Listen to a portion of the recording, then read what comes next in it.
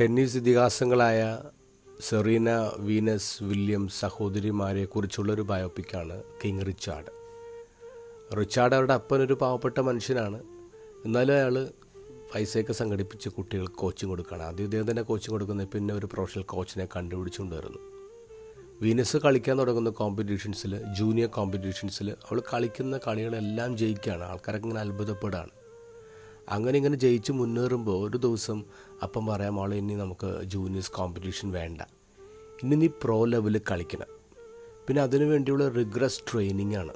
3 വർഷമായിട്ട് അവൾ ഒരു കോമ്പറ്റീഷനിലും പോകുന്നില്ല, അവളെ പ്രോ ലെവലിൽ കളിപ്പിക്കുന്നുമില്ല. അവളുടെ കോച്ച് പറയുന്നുണ്ട് അവൾ റെഡിയാണ്, അവൾ കളിപ്പിക്കണമെന്ന് പറയുമ്പോൾ അപ്പൻ റിച്ചാർഡ് പറയും അവൾക്ക് സമയമായിട്ടില്ല.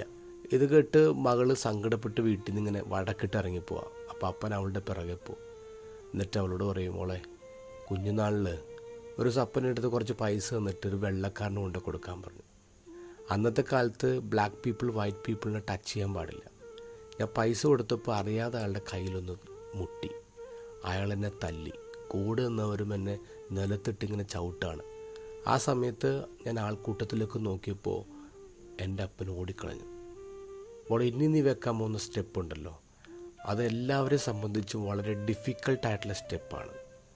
നീ അവിടെ റെപ്രസെൻ്റ് ചെയ്യുന്നത് ഈ ലോകത്തുള്ള എല്ലാ കറുത്ത പെൺകുട്ടികളെയാണ്.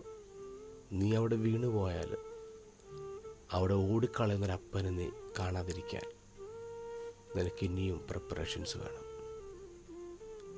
ഇന്നത്തെ ഗോസ്പലിൽ നമ്മൾ യോഹന്നാനെ കാണുന്നു.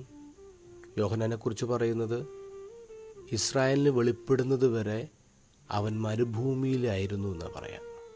എന്തായിരുന്നു മരുഭൂമിയിൽ? മരുഭൂമിയിൽ പ്രിപ്പറേഷൻസ് ആയിരുന്നു. ആത്മാവിൽ ശക്തിപ്പെട്ടു എന്നാണ് വചനം പറയുന്നത്. ആത്മാവിൽ ശക്തിപ്പെടുന്നതിന് വേണ്ടിയാണ് മരുഭൂമിയിൽ കഴിഞ്ഞത്. ഈശോനെയും യോഹന്നാനെയൊക്കെ നോക്കുമ്പോൾ അവിടെ പ്രിപ്പറേഷൻ്റെ സമയം വളരെ കൂടുതലാണ്. പക്ഷേ പബ്ലിക് ലൈഫ് എന്ന് പറഞ്ഞാൽ വളരെ കുറച്ചുണ്ടായിരുന്നുള്ളൂ. ക്രിസ്തുവിന് 3 വർഷം കിട്ടിയെങ്കിൽ അത്രയും പോലും യോഹന്നാന് കിട്ടിയിട്ടില്ല. കളത്തിലിറങ്ങുന്നതിന് മുമ്പ് കരുത്താർജിക്കണം.